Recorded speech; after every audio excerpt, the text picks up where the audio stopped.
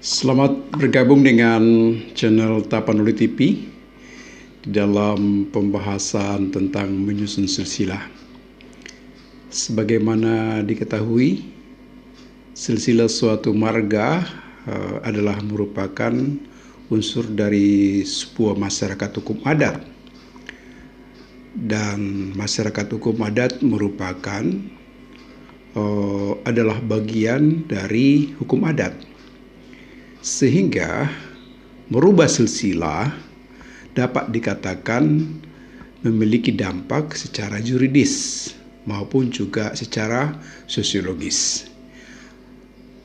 Berangkat dari hal tersebut, maka ketika melakukan kegiatan penyusunan silsilah, sudah sewajarnya dapat menjalankan prinsip-prinsip atau didukung dengan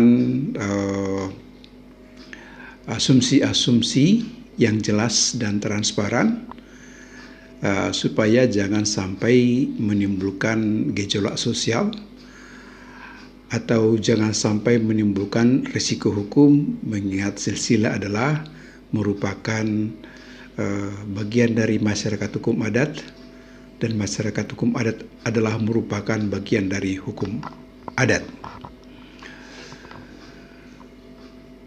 Ada 6 prinsip utama yang perlu diperhatikan ketika menyusun sebuah silsilah di dalam sistem sosial di dalam masyarakat hukum, khususnya masyarakat hukum adat, khususnya yang ada di masyarakat hukum adat Batak Toba, yang memang dasarnya adalah yang dihubungkan atau diikat dengan hubungan yang patrilineal, dan hubungan pemersatu utama adalah karena adanya hubungan darah atau genealogis.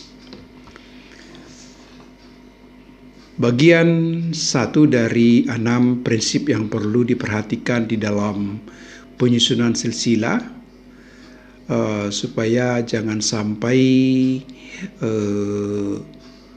menimbulkan gejolak sosial atau konflik sosial atau menimbulkan risiko hukum adalah berangkat dari konsep masyarakat hukum adat. Karena marga yang disusun dalam sebuah silsilah atau tarombo adalah merupakan unsur identitas di dalam sebuah masyarakat hukum adat. Dalam konteks masyarakat hukum adat, dapat dikatakan eksistensi marga bisa dikaitkan dengan 7 variabel utama yang bisa mengindikasikan apakah marga tersebut merupakan bagian dari masyarakat hukum adat di mana silsilah akan disusun. 7 variabel di dalam masyarakat hukum adat yang bisa mengidentifikasi marga atau kumpulan marga dalam sebuah masyarakat hukum adat. Yang pertama adalah bahwa leluhur marga yang sedang disusun memang bisa dibuktikan telah tinggal di dalam titik geografis yang sama di dalam sebuah masyarakat hukum adat, baik di perkampungan asli maupun di perkampungan adat atau masyarakat hukum adat yang baru. Tinggal tentunya bisa 500 tahun yang lalu, 450 tahun yang lalu, atau mulai 350 tahun yang lalu. Jadi bisa diestimasi dengan membuat misalkan sebuah generasi akan muncul kemudian dengan interval waktu tertentu, misalkan 25 tahun. Sedangkan yang kedua adalah dari variabel masyarakat hukum adat yang mengunci eksistensi suatu marga di dalam masyarakat hukum adat yang nanti akan disusun dalam sebuah silsilah adalah bahwa masyarakat hukum adat atau marga yang sedang disusun dalam silsilah memiliki ikatan yang sama dengan leluhur. Jadi faktor pemersatunya adalah leluhur yang sama. Walaupun memang di dalam berbagai sistem sosial ada juga katakanlah marga yang dimargakan atau diain atau diangkat atau diadopsi. Sedangkan variabel yang ketiga yang perlu dilihat untuk melihat eksistensi marga di dalam sebuah masyarakat hukum adat di dalam kerangka menyusun istilah adalah tentang bahwa marga di dalam masyarakat hukum adat tersebut memiliki hubungan yang kuat dengan tanah. Biasanya suatu marga yang tumbuh dan berkembang di dalam sebuah masyarakat hukum adat memiliki hubungan yang kuat dengan tanah yang ditunjukkan dengan kepemilikan hak-hak primer atas tanah seperti hak milik atau menjadi bagian anggota masyarakat yang bisa memiliki hak ulayat atau tanah bersama yang di dalam berbagai masyarakat hukum adat dikenal dengan berbagai istilah untuk menunjuk arti dari tanah bersama dalam masyarakat hukum adat, seperti ada sebutan golat, ada sebutan tanah paripian dan lain sebagainya. Sedangkan variabel yang keempat bahwa masyarakat hukum adat memiliki hubungan yang kuat dengan wilayahnya.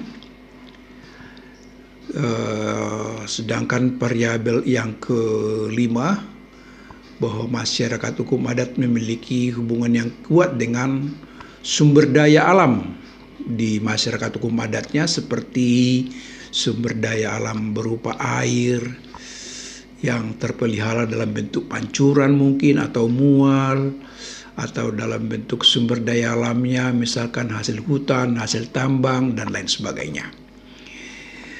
Sedangkan yang keenam menjadi variabel mengindikasikan sebuah marga dalam masyarakat hukum adat adalah bahwa marga yang sedang disusun dari dulu memang terikat dalam sebuah sistem pemerintahan adat.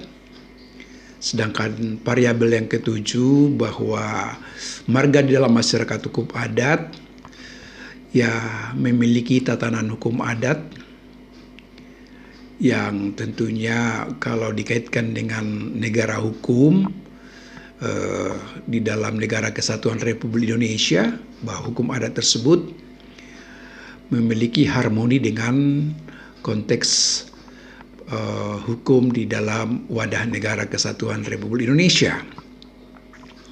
Itu 7 variabel yang bisa digunakan untuk menguji apakah sebuah marga ada atau memiliki eksistensi dalam sebuah masyarakat hukum adat.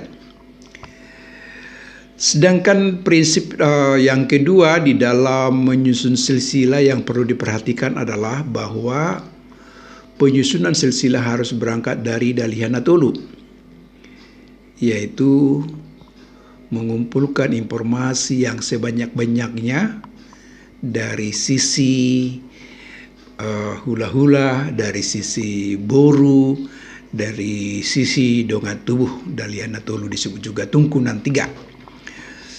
Sedangkan prinsip nomor 4, sebelum menyusun silsilah, ya memang berangkat dari silsilah yang telah tersusun dengan sistematis.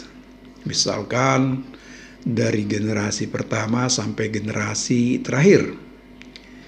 Sebaiknya memang hindari menyusun silsilah ketika belum bisa memverifikasi dengan data yang bisa meyakinkan atau belum tersusun dengan sistematis.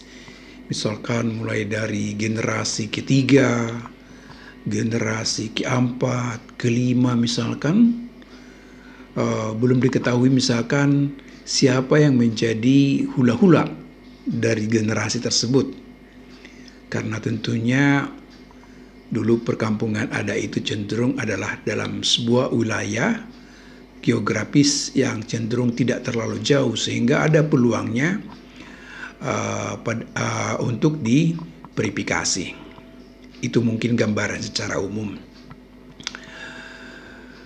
Sedangkan yang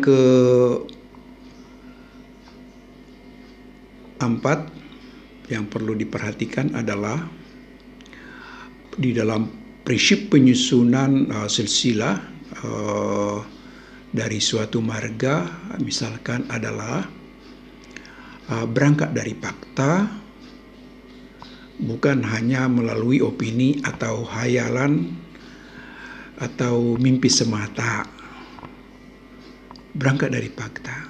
Fakta-fakta penting di dalam sebuah masyarakat hukum adat, khususnya di dalam menunjukkan 7 variabel masyarakat hukum adat misalkan, sampai saat ini dari generasi ke generasi masih bisa dianalisa, dilihat di masyarakat hukum adat, baik itu di tempat masyarakat hukum adat awal maupun di masyarakat hukum adat hasil pengembangan di wilayah geografis yang lain.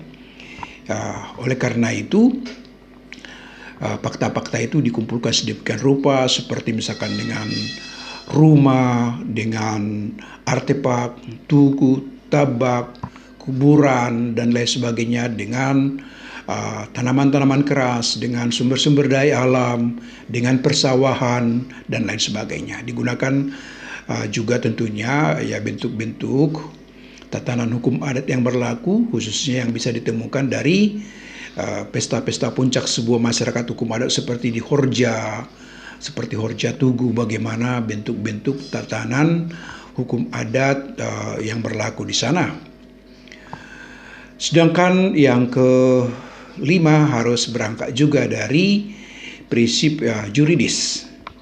Di dalam pasal 832 ayat 1 Kitab Undang-Undang Hukum Perdata, yang bisa mewariskan marga dari leluhurnya sebetulnya adalah yang memiliki hubungan darah atau hubungan biologis dengan leluhurnya. Oleh karena itu, harus benar-benar diverifikasi apakah anggota marga yang disusun atau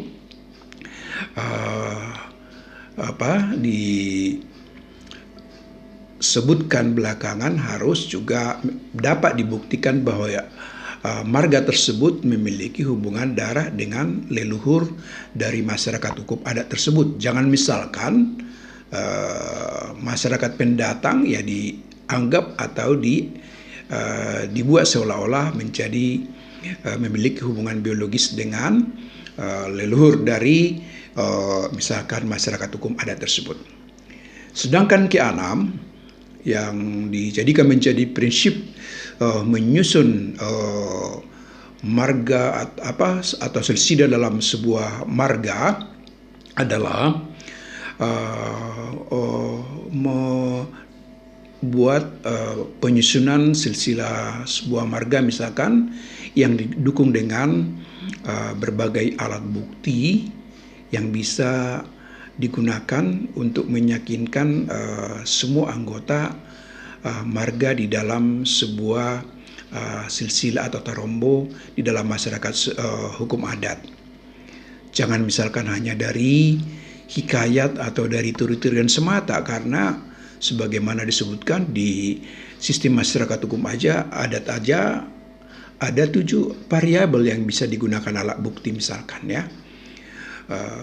Oleh karena itu ya memang harus mengkombinasikan berbagai bukti-bukti, dan bukti-bukti tersebut dilihat misalkan titik irisan atau persesuaian satu sama lain sehingga nanti disimpulkan di dalam sebuah rangkaian silsilah atau tarombo dari sebuah marga. Jadi dengan demikian menyusun tarombo bukan sebuah pekerjaan mudah, tapi adalah sebuah pekerjaan yang memerlukan fokus, perhatian, dan upaya untuk menggali kebenaran, tidak hanya tentunya berdasarkan pendapat dari sepihak semata. Sekian dan terima kasih dari saya, Kardi Papahan, di dalam channel Tapanuli TV. Sekian dan terima kasih. Salam sehat.